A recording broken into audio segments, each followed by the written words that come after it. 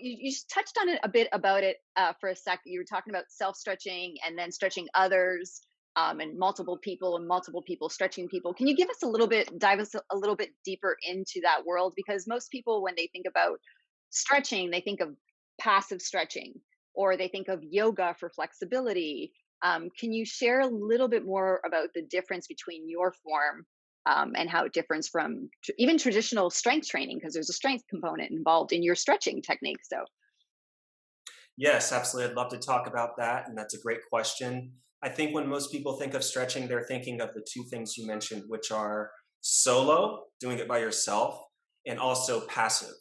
And I do teach people how to work on their own bodies, but the magic is really in assisted stretching, which we can talk more about.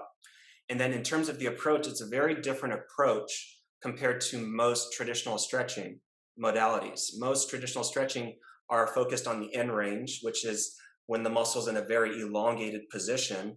And then at that point, most people are going to feel a little tug and they'll feel a little tight and a little pull. And most people have associated that feeling with stretch. And so then they think, I just need to keep having this feeling in breathing into it and trying to get the muscle to go longer, and then I'll be flexible. But that's not actually how it works. So there is something that I think everyone could stand to do, which is to differentiate range of motion and flexibility. So range of motion would be to move your body through space, to be able to bring your arm above your head and move your legs around and so on and so forth.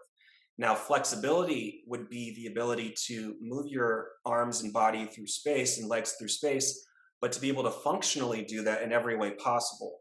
And that would mean at any given point in the range, you would be able to, for one, strengthen, which would be to start with the muscle elongated and then shorten the muscle, or you would be able to resist as an outside force overcomes you. And then you would also be able to stabilize at any point throughout that range of motion. So that comes down to resistance and tension. And so functional flexibility would be not just range of motion, but range of motion plus the ability to use it in every way possible.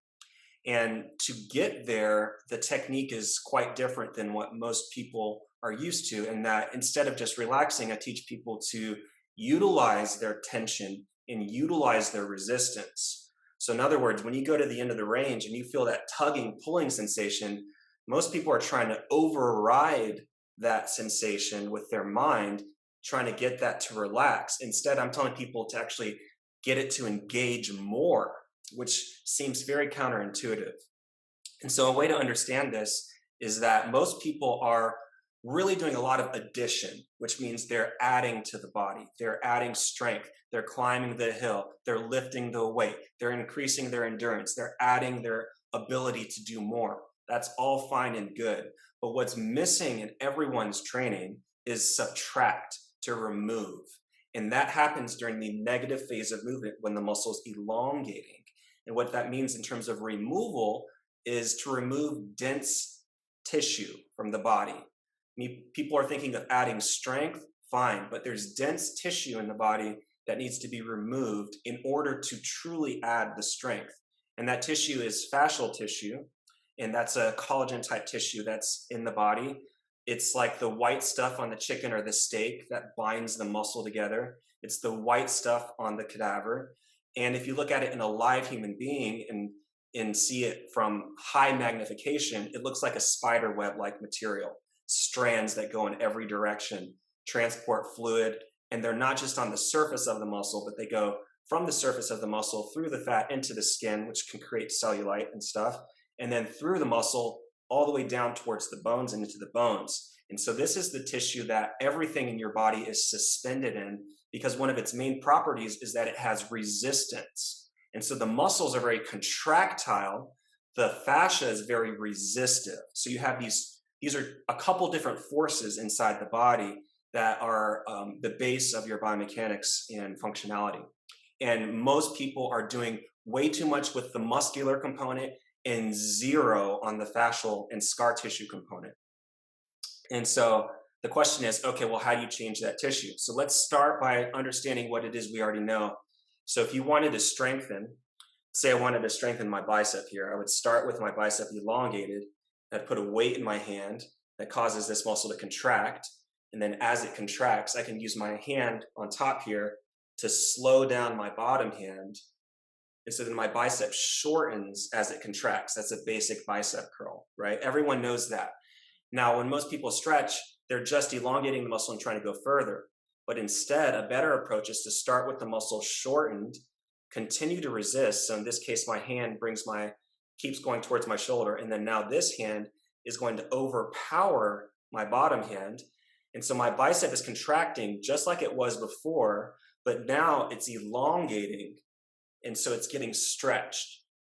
Now, what's happening during that phase of movement is that's when the fascial tissue starts to get pulled apart and break down from within your body and then get removed through the excretory organs. Whereas when you do the strength training part, the muscle's tearing and then it's rebuilding, asking for nutrition, and becoming bigger, giving you more strength.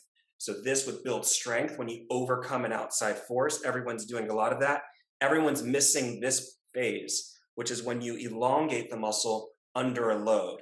Now everyone's getting that. So when you lift the bar, you're getting that negative phase, the eccentric contraction during when you lower the bar. Now the key though is that you can withstand much more force during that elongation phase than you can during the shortening phase. And so there's more force to explore during this elongation phase. That's what's missing. So whenever you lift 50 pounds, it's much easier to lower it, right? Much easier to lower the weight than it is to lift it. So that means there's more force to explore during that elongation phase. In fact, there might be 10 times the force. If you lift 50 pounds, you might have 500 pounds of resistance that you can sustain during the elongation phase. And so what I specialize in is targeting very specific muscle groups that have an accumulation of dense fascia and scar tissue, starting with the muscle in a very shortened position. And then as the person resists, me and my other people who are assisting will overpower the force that the person's providing. And so they're trying as hard as they can to pull their arm in or pull their arm across. And even though they're trying, they're getting overpowered. And so they're getting brought into the reverse of what they would normally be doing during strength training. Does that make sense? One of the things that really fascinates me is that you talk about using exercise as a tool for problem solving, and the body itself is a tool that's available for problem solving, and how that can support our mental and emotional health. And you have this really unique blend of this like cutting edge science, but you also bring so much of the sacred wisdom traditions into it. So I'm just curious, when you talk about utilizing exercise and all these amazing things that are happening with the body and what we're capable of doing with your modality, how is it that that carries over into our physical health, not just our physical health, but also our mental, emotional, and spiritual health too? Yeah, I love that you asked that question because for me, I find the physical quite boring most of the time. Again, I'm not an athlete, so I'm not so much trying to get that edge to compete or to perform optimally physically. That's actually something I've learned to do. So for me, when I first started stretching this way, I realized, whoa, this is a physical sensation that I've never experienced. I've never tried as hard as I can to kick my leg down to the ground while three people overpower my leg and rotate it and bring me into a different position. I've never experienced that. And so for me, it was immediate. I was like, if I've never experienced something physical, this means there's a lot that I haven't experienced emotionally and psychologically, energetically as well. And so as soon as I stood up getting stretched, I felt lighter. I felt more energized. And what had happened for me is that I had the ulcer fixed through Western medicine in terms I wasn't bleeding, I wasn't bleeding anymore and stuff. So that was fixed, but I was burping a lot, like all day long, burping, burping, burping. So I knew my diet was still not quite there. And I knew I was still having stress in my organs. And so when I started stretching, I started to initially feel like, oh, I'm digesting food better. Oh, I'm not burping as much. Oh, I'm not going to sugar for energy because I already feel energized. Oh, I'm not overeating because I'm not afraid of needing calories for energy. I'm actually resolving the energy that was being wasted through my biomechanics. And so initially I was getting a lot of physiological health changes. But then what happened is I started to realize that I was a space cadet in terms of how I was being. I was very spacey in terms of my attention. And so I started to identify as I'm doing certain stretches, I would start to identify, oh, I'm not really, resisting here. Oh, I think I'm generating tension here, but I'm not. Or, oh, I thought I had more range of motion than I really had, right? So I was kept getting checked in terms of when I was getting stretched.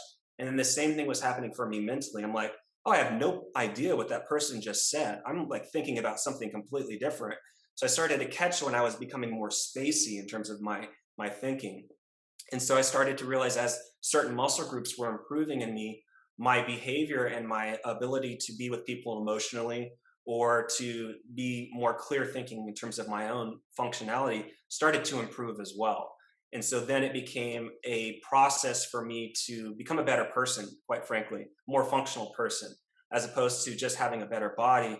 I started to use my body as a tool to affect these other parts of myself, which I was quite frankly more interested in developing than I was my physical body.